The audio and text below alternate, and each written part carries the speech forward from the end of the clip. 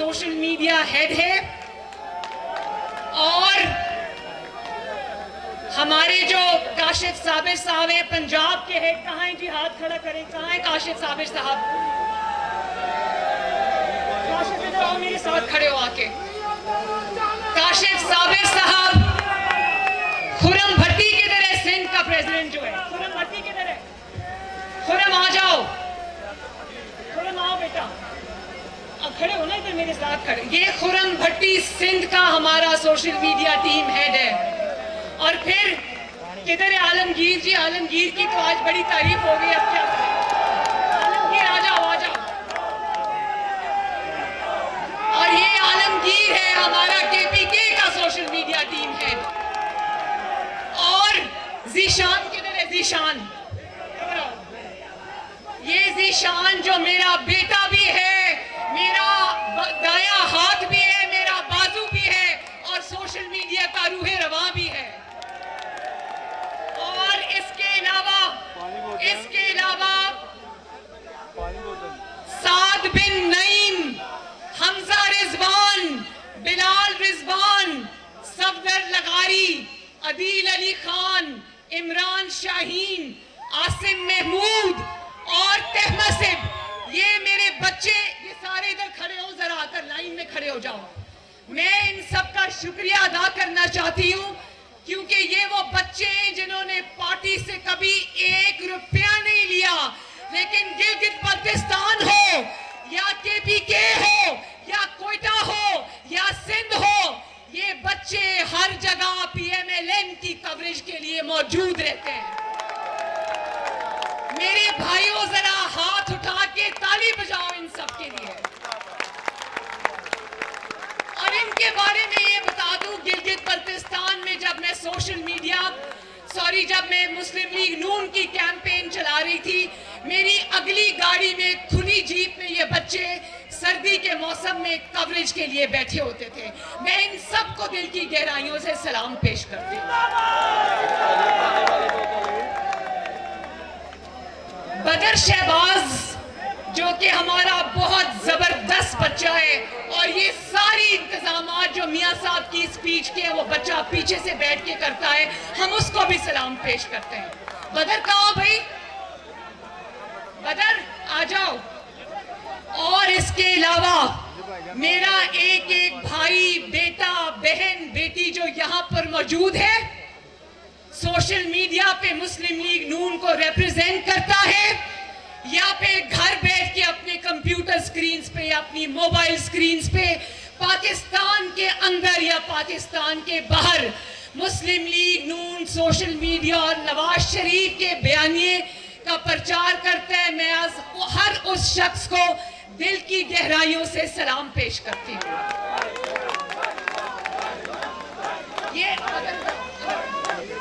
ये बदर शहबाज है, इसके लिए भी तालियां प्लीज। और इनमें से कुछ लोग शायद मुझसे थोड़े छोटे होंगे, लेकिन मैं इन सबको अपने बेटे और बेटियां कहती हूँ। इसी तरह ये साइमा फारूक है, सानिया है, हिना भट्ट है, ये सब सोशल मीडिया पे जिस तरह मुस्लिम लीग नून के लिए काम करते हैं, मैं इन सबको भी सलाम पेश करती हूँ। और आपको पता है कि मुस्लिम लीग नून सोशल मीडिया जो है, इसकी जिम्मेदारी मुझे 7-8 साल पहले मोहम्मद नवाज शरीफ साहब ने और पाकिस्तान मुस्लिम लीग नून ने दी थी। तब ये एक बहुत छोटा सा ग्रुप था। अब मैं ये फख्र से अल्लाह ताला का शुक्र अदा करके कहती हूँ कि मुस्लिम लीग नून अब एक पाकिस्तान में की सियासी जमातों में से मुस्लिम लीग नून का सोशल मीडिया विंग जो है वो सबसे बड़ा कदावर दरख्त बन गया माशाअल्लाह। और उस तनावर दरख्त की छांव में आज मरियम नवाज बैठी है माशाअल्लाह। और मैं ये भी बता दूं कि सोशल मीडिया सेल जो है, अब वो सिर्फ सोशल मीडिया तक महदूद नहीं है। पाकिस्तान के जिस शहर में भी मैं जाती हूँ, चाहे वो जलसा हो जलूस हो, वहां मुझे पहली सफों में पाकिस्तान मुस्लिम लीग नून सोशल मीडिया के लोग नजर आते हैं। पहली 5-6 लाइंस में सिर्फ और सिर्फ पाकिस्तान मुस्लिम लीग नून के सोशल मीडिया के बच्चे होते हैं माशाल्लाह। और मैं मियां साहब की मौजूदगी में मियां साहब को ये बताना चाहती हूँ कि आपके बयानिए को जिस तरह पाकिस्तान मुस्लिम लीग नून का सोशल मीडिया लेकर चला है, उसकी मिसाल कभी पाकिस्तान की तारीख में नहीं मिलती। जब ये नवाज शरीफ के खौफ से, नवाज शरीफ के सच के खौफ से जब नवाज शरीफ की आवाज बंद करते हैं, तो लाखों नून लीग के सोशल मीडिया के मेंबर्स और कारकुनान नवाज शरीफ की आवाज बन जाते हैं।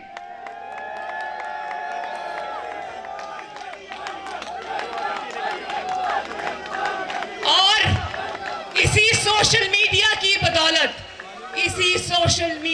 बदौलत आज नवाज शरीफ की आवाज से खौफजदा लोग, जिन्होंने नवाज शरीफ की आवाज बंद कर दी है, इसी आवाज की बदौलत आज नवाज शरीफ की आवाज, सिर्फ नवाज शरीफ की आवाज पाकिस्तान के कोने कोने में गूंज रही है माशाल्लाह।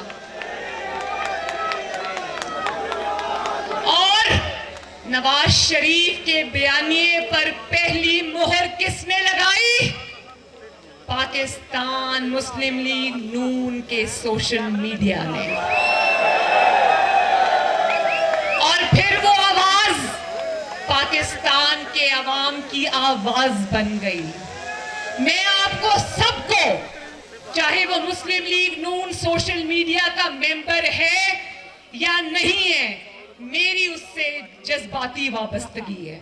और मैं आप सबको चाहे वो ट्विटर का सोशल मीडिया मेंबर हो, या वो फेसबुक का सोशल मीडिया मेंबर हो, या वो इंस्टाग्राम का सोशल मीडिया मेंबर हो, या वो टिकटॉक का सोशल मीडिया मेंबर हो, मैं सबको सलाम पेश करती हूं और सबको शाबाश देती हूं। शाबाश।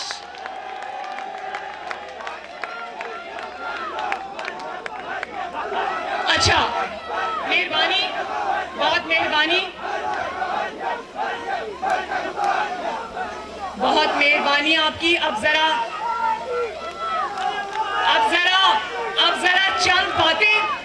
चंद बातें बहुत सीरियस बातें जिनका करना जरूरी है।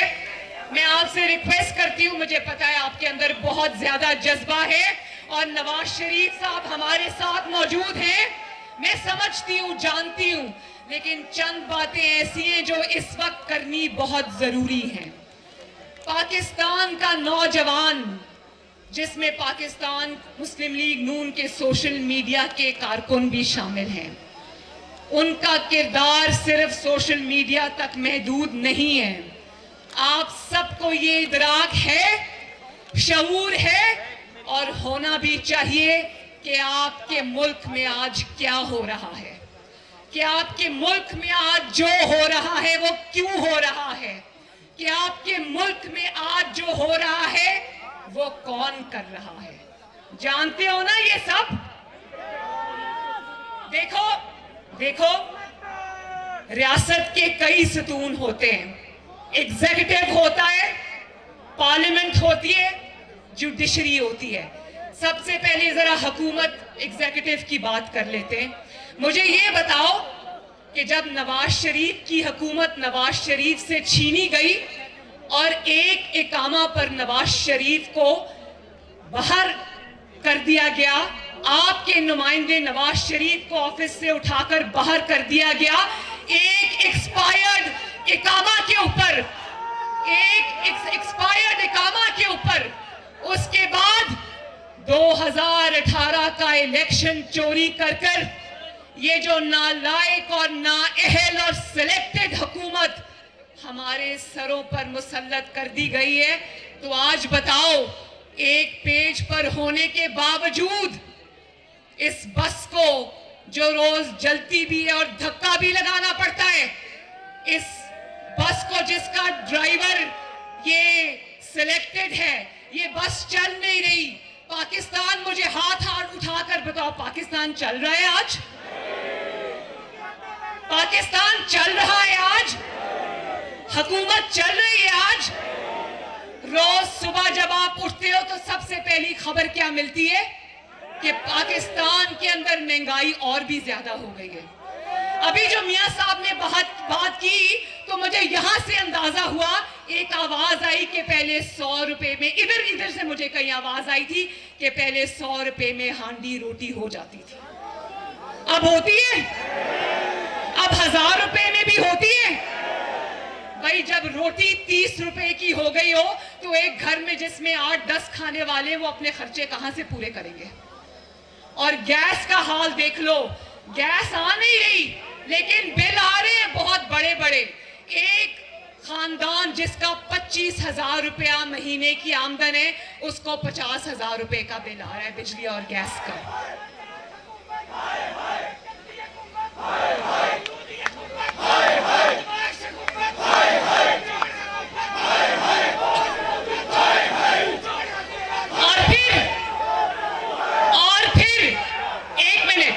एक मिनट, वो पता है ना कौन कहता था कि सबज पासपोर्ट की इज्जत कराऊंगा? कौन कहता था? आज सबज पासपोर्ट की इज्जत तो क्या होनी थी, पूरी दुनिया के मुल्कों ने पाकिस्तान की फ्लाइट्स ही बैन कर दी हैं।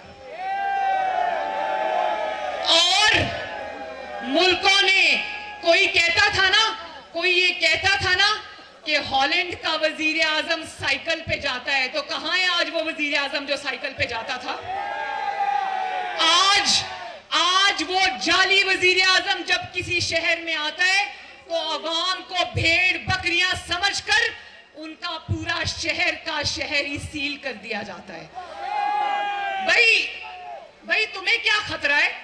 खतरा तो नवाज शरीफ जैसे हुक्मरान को था, जिसने जब इक्तदार संभाला तो हर रोज मुल्क में धमाके होते थे और हर रोज मुल्क पे ड्रोन अटैक्स होते थे। उसने अपनी जान हथेली पर रखकर पाकिस्तान में दहशतगर्दी के खात्मे के लिए 2 जंगें लड़ी। कौन सी जंगें? ज़र्बे अज़्म और रद्दुल फसाद। और फिर भी वो जंगें भी लड़ रहा था, पाकिस्तान से दहशतगर्दी का खात्मा भी कर रहा था और अवाम के दरमियान मौजूद भी होता था। आज इस जाली और डरपोक वजीर आजम को कहो जरा अवाम के दरमियान 2 मिनट निकल कर तो दिखाए।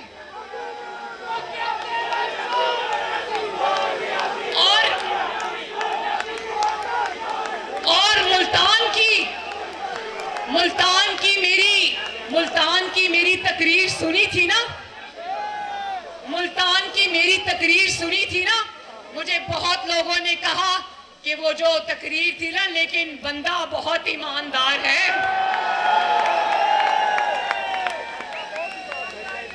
आपको पता है कि एलएनजी इसने बाहर से मंगवानी थी, वो इसलिए देर से मंगवाई क्योंकि इसके उन दोस्तों का जो इसके घरों के और किचन के और पार्टी के खर्चे चलाते हैं, क्योंकि उनके फर्नेस ऑयल प्लांट्स हैं और फर्नेस ऑयल प्लांट से जब ये बनती है तो आवाम को महंगी मिलती है। जानते हो कि 122 अरब का नुकसान हुआ आपका, और ये 122 अरब का नुकसान जो है ये किसका हुआ?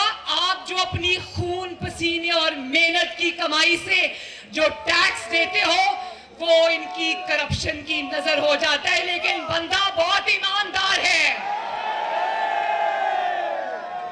बजाय इसके कि आवाम को सस्ती बिजली मिलती, इसके किचन का खर्चा चलाने वाले दोस्तों को फायदा हुआ, लेकिन बंदा बहुत ईमानदार है। और वो आला अदलिया की बात सुनी थी ना? सुप्रीम कोर्ट ने कहा कि बिलियन ट्री सुनामी के दरख्त कहां लगे, हमें तो कहीं नजर नहीं आ रहे, लगता है सारे दरख्त बनी गाला में लग गए हैं। लेकिन बंदा बहुत ईमानदार है।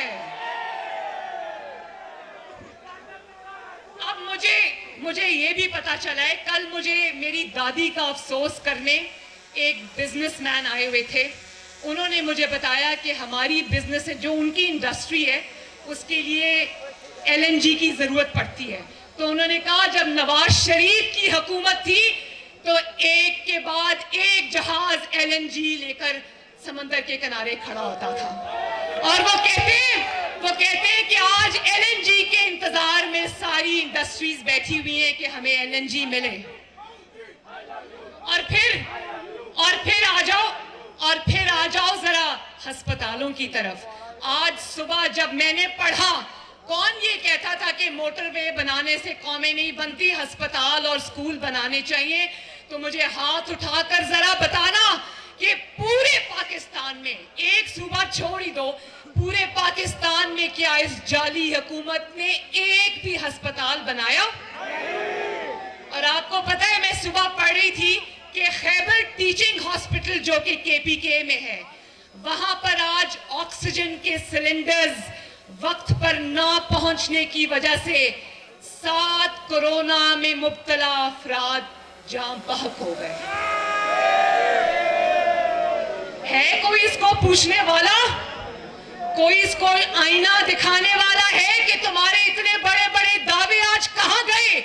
अस्पतालों में लिख कर लगा दिया गया है कि अगर स्ट्रेचर चाहिए या व्हील चेयर चाहिए गरीब मरीज को, उसको 20 रुपए देने पड़ेंगे, 20 रुपए।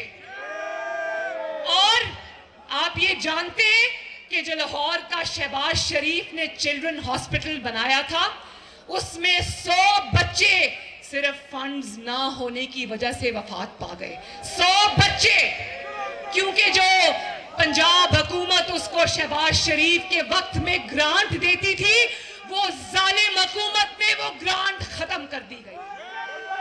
और यार सोचो, उन माओं का हाल सोचो। मैं भी माँ हूं, मेरे भी बच्चे हैं। सोचो कि किसी माँ के बच्चे का इसलिए इंतकाल हो जाए क्योंकि अस्पताल के पास पैसे नहीं है।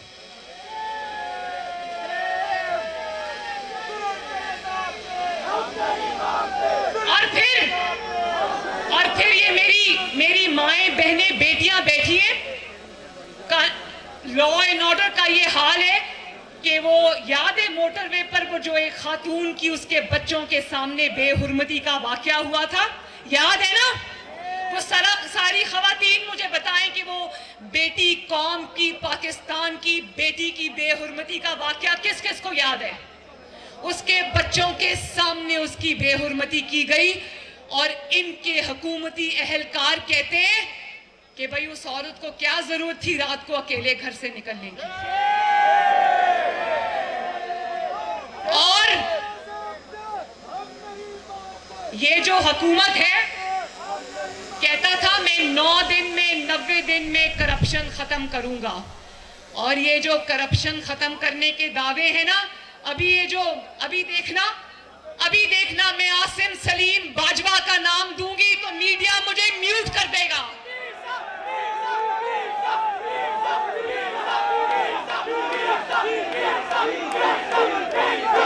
आप जानते हो, कल काजी फाइज ईसा को जानते हो ना? कल काजी फाइज ईसा ने अपनी पिटिशन में ये कहा है कि आसिम सलीम बाजवा की एहलिया की 13 कमर्शियल और 5 रिहायशी प्रॉपर्टीज अमेरिका जैसे मुल्क में उन्होंने डिक्लेयर नहीं की।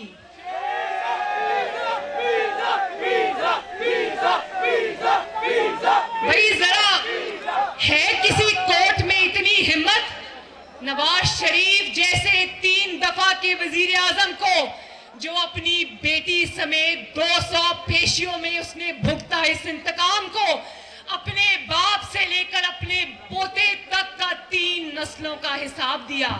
है किसी में इतनी हिम्मत कि आसिम सलीम बाजवा को बुलाकर पूछे कि भाई तुम लाख रुपया तनख्वाह लेने वाले, वो भी कौम के पैसों से, तुम्हारे पास इतनी अरबों रुपए की प्रॉपर्टीज कहां से आई?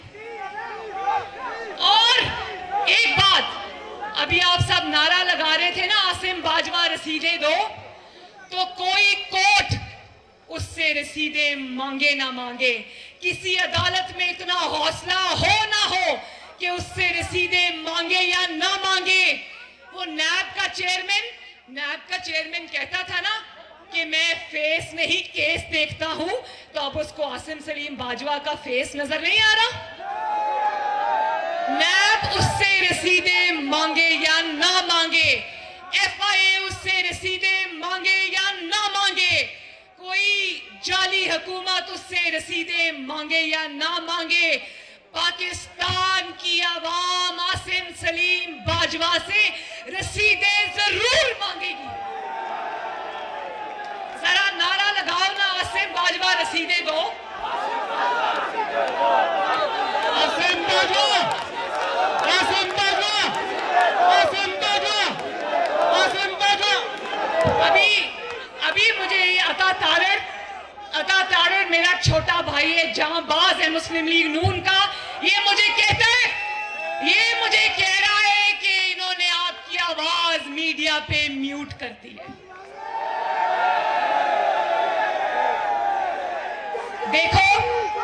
देखो मैं आज आपके थ्रू, एक मिनट, हाँ ठीक है, आज मैं आपके थ्रू मीडिया को भी पैगाम देना चाहती हूं।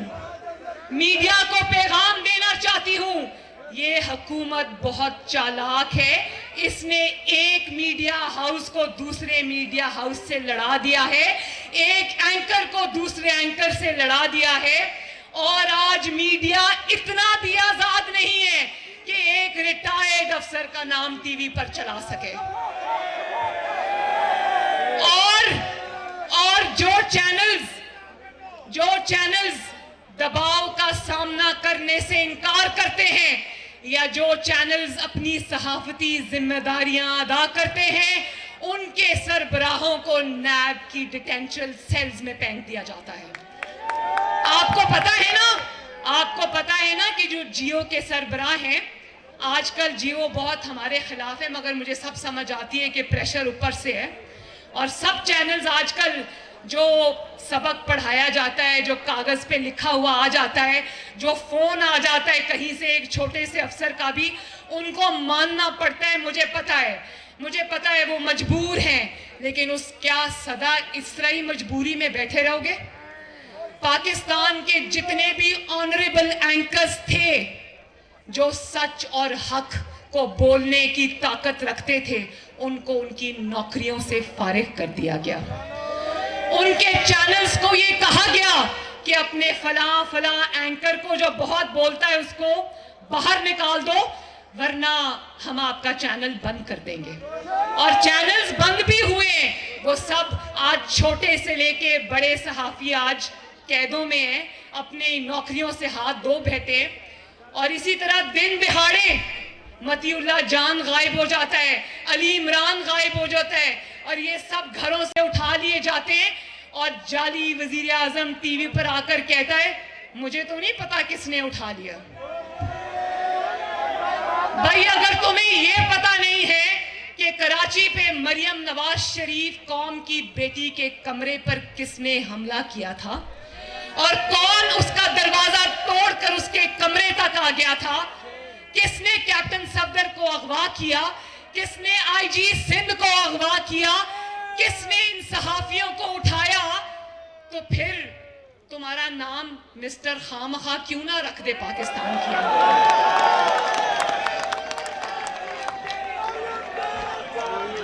तो मैं आज पाकिस्तान के मीडिया को भी ये पैगाम देना चाहती हूं कि अच्छा, कुछ ऐसे चैनल्स भी हैं जिन्होंने म्यूट नहीं किया, और सब मिलकर उन चैनल्स को सलाम करें। साथ साथ खबरें आ रही है, हमारा मीडिया सेल भी बहुत तेज है माशाल्लाह। अच्छा, तो मैं ये कह रही थी कि आज हम उस मीडिया से भी रिक्वेस्ट करते हैं कि कब तक हाथ जोड़कर मार खाते रहोगे? कब तक ये बर्दाश्त करोगे कि हक और सच बात कहने के लिए तुम्हारे घरों से दिन दिहाड़े, जिसको अंग्रेजी में कहते हैं ब्रॉड डे लाइट में, तुम्हें सड़क पे घसीटते हुए उठाकर डालों में डालें और तुम्हें ऐसी जगह ले जाएं कि वापसी पे तुम्हें ये कहना पड़े 2 दिन के बाद कि भाई मैं तो शुमाली इलाका जात की सैर के लिए गया था। तो मीडिया भी किसी का आलाए कार बनने से इनकार कर दे तो मैं देखती हूँ किसकी हिम्मत है कि इतने सारे चैनल्स को इकट्ठा, अगर ये इकट्ठे हो जाए जुल्म के खिलाफ, तो मैं देखूंगी किसमें इतनी हिम्मत है कि मीडिया के अंदर भी दरार ला सके। इसी तरह मैं पाकिस्तान की जुडिशरी की भी बात करना चाहती हूँ। अभी आपको पता चला ना कि अरशद मलिक साहब, अल्लाह ताला उनकी मगफिरत करे, वो भी अचानक इस दुनिया से रुखसत हो गए। भाई आपको याद है जब मैंने अरशद मलिक की वो वीडियो चलाई थी एक प्रेस कॉन्फ्रेंस के अंदर, आपको पता है कि मैंने कितने खुफिया रखकर, मियां साहब तब कोट लखपत जेल में थे, तो मैंने चुपके खुफिया तौर पे वो अनाउंस नहीं किया। सब पूछते रहे कि भाई प्रेस कॉन्फ्रेंस किस लिए रखी है, तो मैंने कहा कि कोई मामला है। तो प्रेस कॉन्फ्रेंस में मैंने अचानक अरशद मलिक की वो वीडियो चला दी जिसके अंदर वो कह रहा था कि मुझे ब्लैकमेल करके नवाज शरीफ को झूठी सजा दिलवाई गई। और मैं आज, आप जानते हो ना, कल काजी फाइज ईसा साहब ने पिटिशन दायर की है और उसमें उन्होंने कहा है कि मेरे खिलाफ रेफरेंस बदनीयती पर मुश्तमिल था और जो पिछले चीफ जस्टिस थे जस्टिस आसिफ सईद खोसा, वो मुझे लॉन में टहलने के लिए ले गए और उन्होंने मुझे एक स्ट्रैटेजी के तहत ये कहा कि आपके खिलाफ तो रेफरेंस आने वाला है। इसका मतलब ये है कि आपके खिलाफ रेफरेंस आने वाला है, आप रिटायर हो जाएं और इस्तीफा दें और घर जाएं। जिस तरह नवाज शरीफ को ये डराते थे, नवाज शरीफ जब वजीर आजम था तो उसको कहते थे ये कर दो वरना पनामा में हम कुछ कर देंगे, और फिर जब पनामा आ गया तो कहा चुप करके इस्तीफा देके घर चले जाओ वरना ये हो जाएगा और वो हो जाएगा। शाबाश है नवाज शरीफ को कि उसने जुल्म अपने ऊपर सह लिया। जानते हो ना कि पनामा पेपर्स में नवाज शरीफ का नाम नहीं था, जानते हो ना? नवाज शरीफ को शाबाश है कि वो ये जानता था कि अगर मैंने इस वक्त इनकी बात से इनकार किया तो पीछे पीछे क्या आ रहा है। वो 3 दफा का वजीर आजम था, उसने कहा कुछ भी कर लो, पाकिस्तान के अवाम ने मुझे इस कुर्सी पे बिठाया है, पाकिस्तान के अवाम के अलावा मैं ये हक किसी को नहीं दूंगा कि इस कुर्सी से मुझे उठाए। तो मैं जजेस को, मैं अपनी मुअज़्ज़ज़ अदलिया को भी ये कहना चाहती हूं कि अगर आप इन अहकामात को मानते हैं तो पिछले जो 2 चीफ जस्टिस का हाल हुआ है, जब वो कुर्सी पर बैठे होते हैं तो सब एहतरामन या उनके खौफ के मारे उनको सलाम करते हैं, जब वो कुर्सी छोड़कर जाते हैं तो कोई उनसे हाथ मिलाने का भी रवादार नहीं होता। ये जरूरी नहीं है कि आप अपने 2 साल, अपने 3 साल निकाल जाएं तो आप कहें कि मैं बहुत कामयाब हूं। कामयाब वो इंसान है कि उसके जाने के बाद उसको लोग याद करें और कहें कि बंदा बिल्कुल ठीक था, बंदा बहादुर था। जैसे आज उनका क्या नाम है जो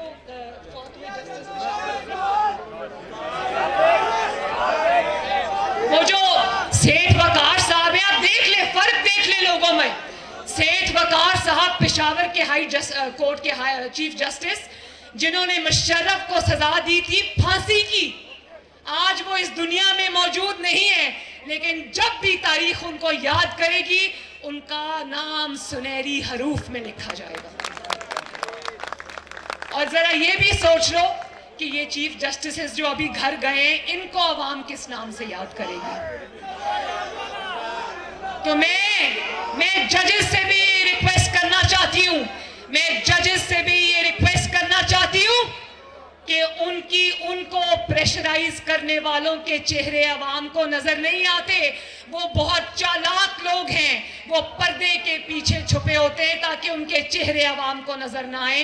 अवाम को जजेस के चेहरे नजर आते हैं और वो जजेस के किरदारों को, जजेस की जो नौकरियां, उसको हमेशा के लिए दागदार कर देते हैं। तो अगर जजेस भी इनकार कर दें कि चाहे वो काजी फाइज ईसा का केस हो या जस्टिस शौकत अजीज सदीकी का, जिसने कहा था कि मुझे आकर कहते थे कि नवाज शरीफ और मरियम नवाज को बेल मत देना, हमारी 2 साल की मेहनत बेकार हो जाएगी। अब वो बेचारा कब से इंतजार में है कि उसको इंसाफ मिले। अब सुना है कि उनकी पिटिशन भी लग रही है।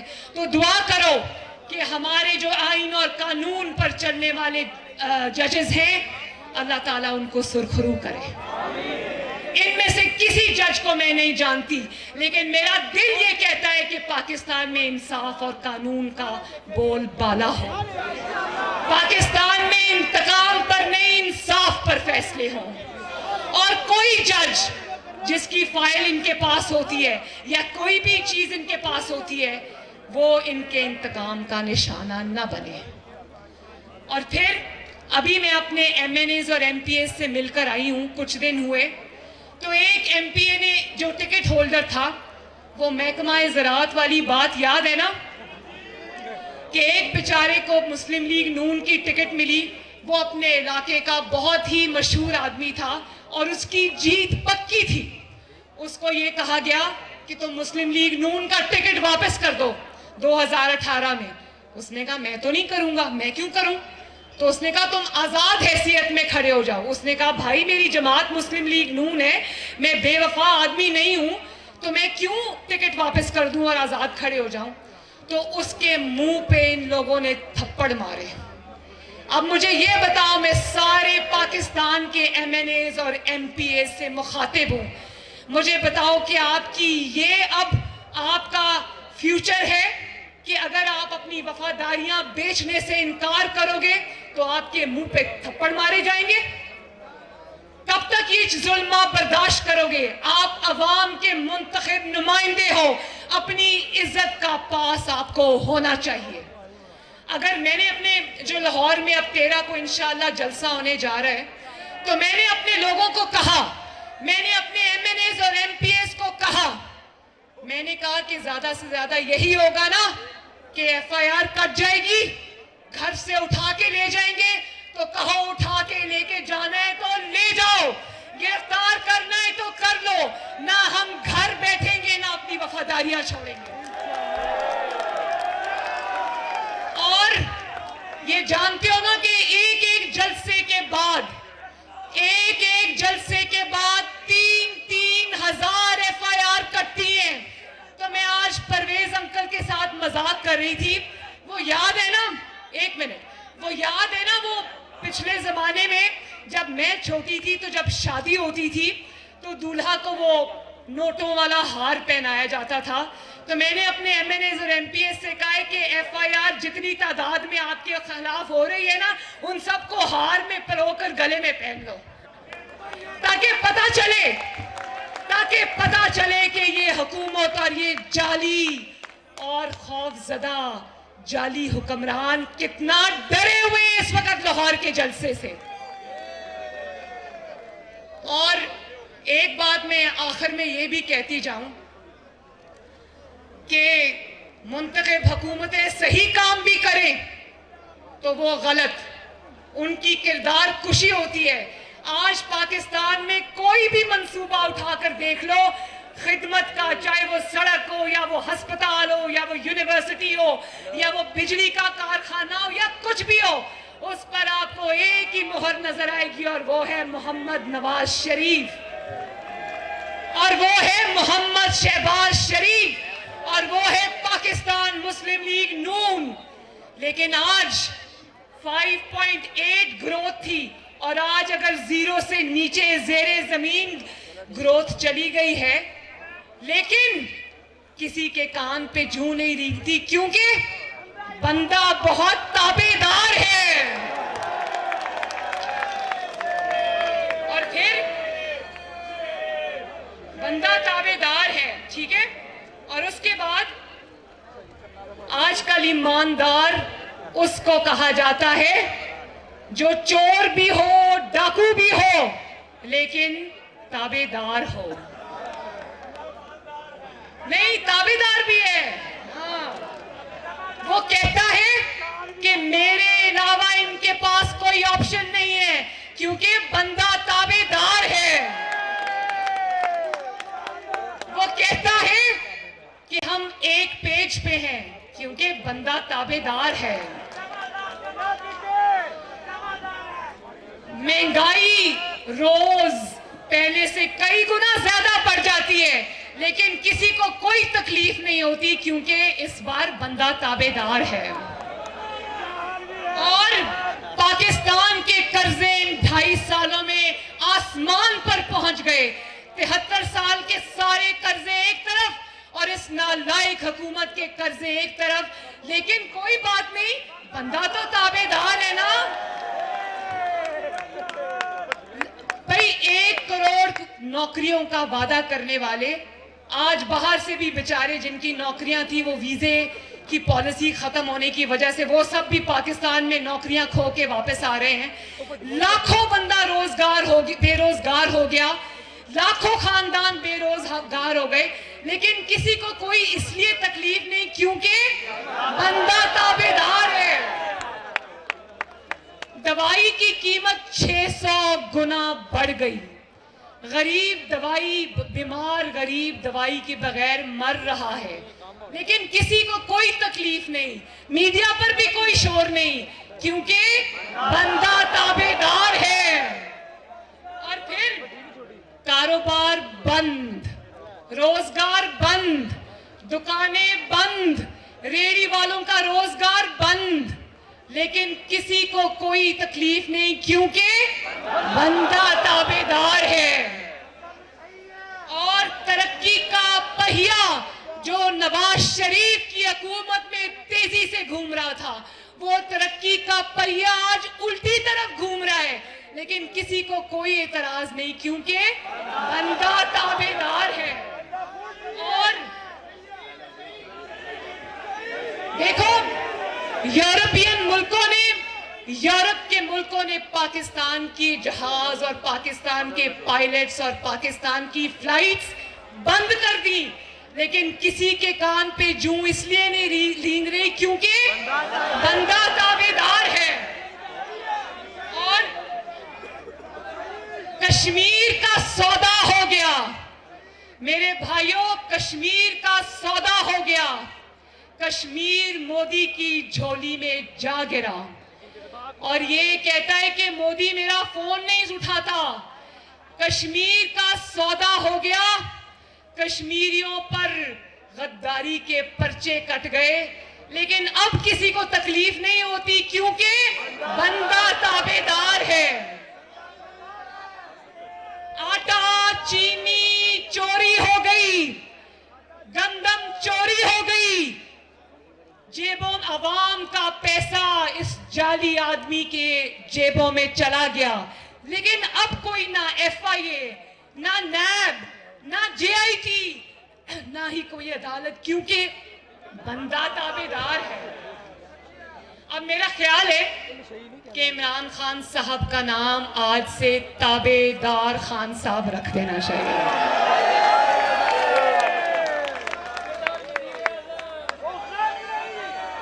बंदा ईमानदार भी है और बंदा ताबेदार भी है।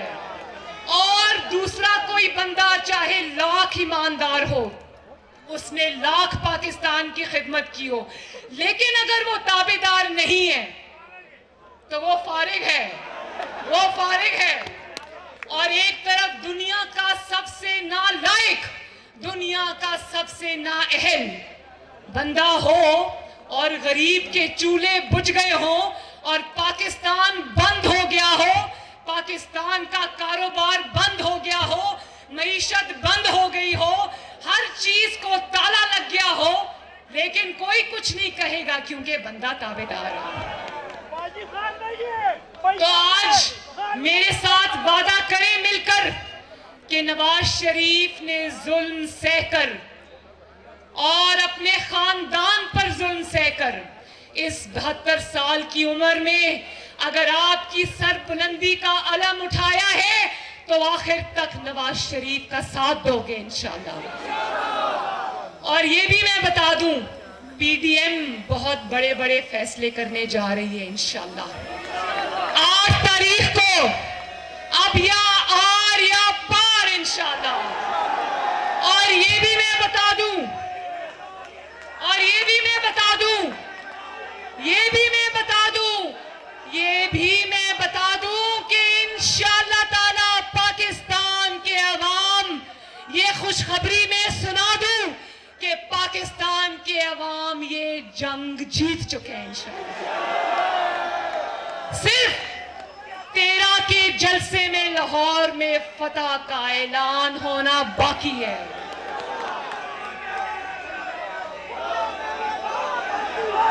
और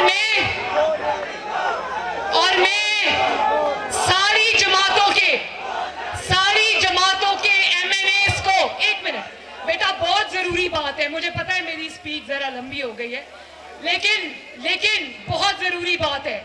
मैं पाकिस्तान के सारे इलेक्टेड एमएनएस को, एमपीएस को और सेनेटर्स को ये मुअद्दबाना अर्ज करना चाहती हूं कि अपनी इज्जत को पहचाने। और जो लोग आपकी वफा के ऊपर उंगलियां उठाना चाहते हैं, आपके किरदारों को दागदार करना चाहते हैं, अगर आपकी पार्टियों ने इस्तीफे देने का फैसला किया तो मेरी पाकिस्तान के मुंतखब नुमाइंदों से ये रिक्वेस्ट है कि किसी दबाव में आने से इनकार कर देना, क्योंकि अवाम अब बहुत बाशऊर हो चुके हैं। जो मजबूरी की तहत भी जिसने पार्टी से दगा किया, लोग उसके घरों का घेराव करेंगे इंशाल्लाह ताला। तो मेरे भाइयों, अब इंशाल्लाह आपसे 13 को लाहौर के मीनारे पाकिस्तान में मुलाकात होगी। ना सिर्फ खुद आना है बल्कि अपने खानदानों को, अपने दोस्तों को भी लेके आना है, क्योंकि ना ये मरियम नवाज शरीफ का जलसा है, ना ये नवाज शरीफ का जलसा है, ना ये पीडीएम का जलसा है। ये हुकूमत घर जाएगी तो पाकिस्तान चलेगा। ये हुकूमत घर जाएगी तो महंगाई खत्म होगी। ये हुकूमत घर जाएगी तो कारोबार चलेगा। ये हुकूमत घर जाएगी तो आटा, चीनी, गंदम और सब्जियां सस्ती होंगी। तो अब आओ और इंशाल्लाह 13 को मीनारे पाकिस्तान में अपनी फतह के झंडे गाड़ो। पाकिस्तान मुस्लिम लीग नून सोशल मीडिया जिंदाबाद। नवाज शरीफ जिंदाबाद। और जोर से नवाज शरीफ जिंदाबाद। नवाज शरीफ जिंदाबाद। शहबाज शरीफ जिंदाबाद। शहबाज शरीफ को भी हम हाथ उठाकर उनकी अपने भाई से वफादारी को सलाम पेश करते हैं। उन्होंने मुझे अभी जेल जाने से पहले अपने कमरे में मुझे ले गए और उन्होंने कहा कि मरियम तुम मेरी बेटी हो, लेकिन एक बात मैं तुम्हें बता दूं, इन्होंने मुझे जितनी भी लालच दी हो, मैंने आज अपने भाई से बेवफाई नहीं की, तो आज मैं सुकून की नींद सोता हूं।